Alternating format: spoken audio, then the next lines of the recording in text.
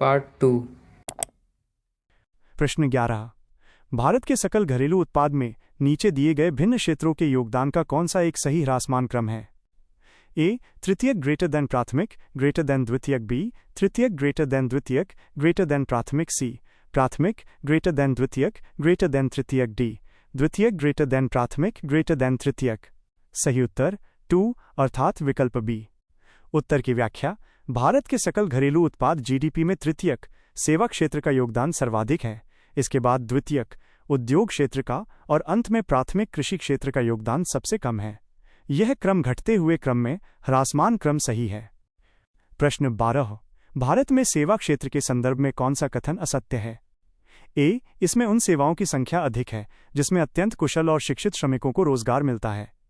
B इसमें उन सेवाओं की संख्या सीमित है जिसमें अधिक कुशल और शिक्षित श्रमिकों को रोजगार मिलता है। सी इसमें बहुत अधिक संख्या में लोग छोटी दुकानों के मरम्मत कार्यों, परिवहन जैसी सेवाओं में लगे हुए हैं।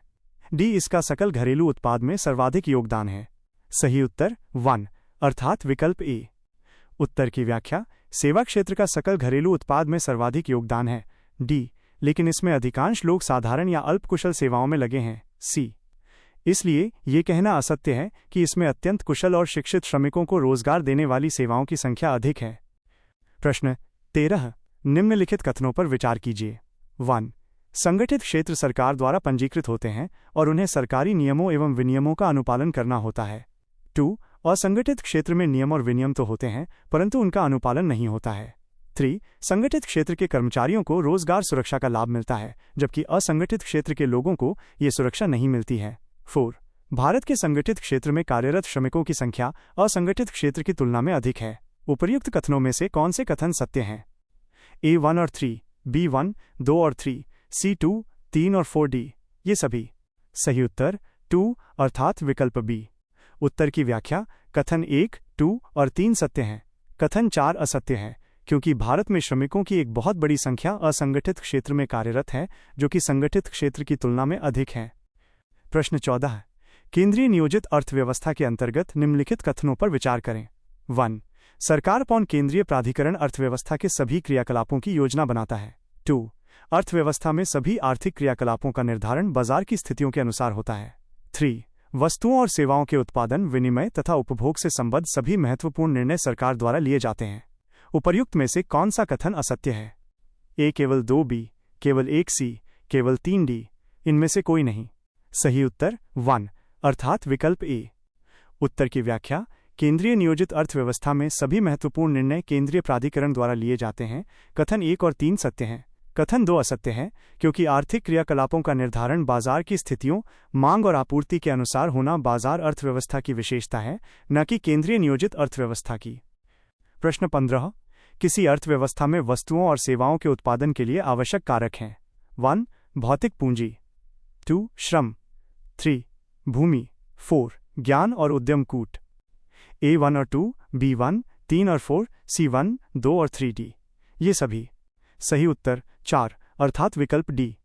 उत्तर की व्याख्या। उत्पादन के मुख्य कारक फैक्टर्स ऑफ प्रोडक्शन 4 होते हैं: भूमि, श्रम, पूंजी, भौतिक पूंजी और उद्यम, उद्यमिता, ज्ञान और उद्यम।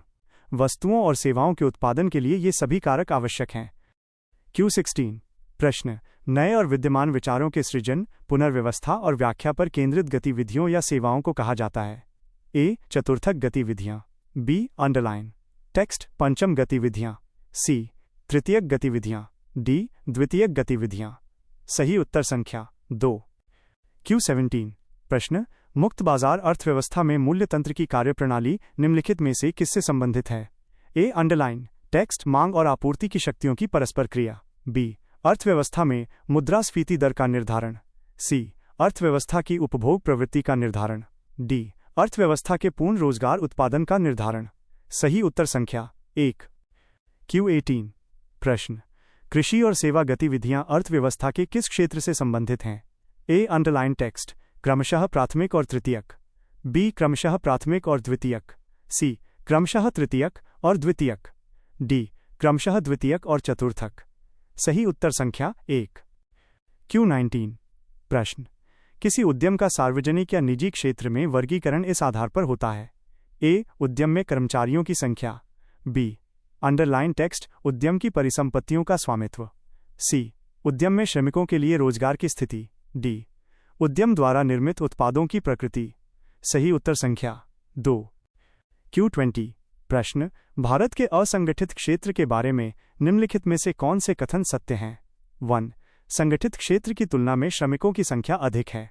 2. असंगठित क्षेत्र में नौकरी की सुरक्षा और कार्य विनियमन बेहतर है। 3. वे आमतौर पर ट्रेड यूनियनों में संगठित नहीं होते हैं। 4. श्रमिकों को आमतौर पर सीमित दिनों के लिए नियोजित किया जाता है। कूट ए केवल 1, 2 और 4। बी अंडरलाइन टेक्स्ट केवल 1, 3 और 4। सी केवल 3 और 4। डी केवल 1 और 3। सही उत्तर संख्या 2।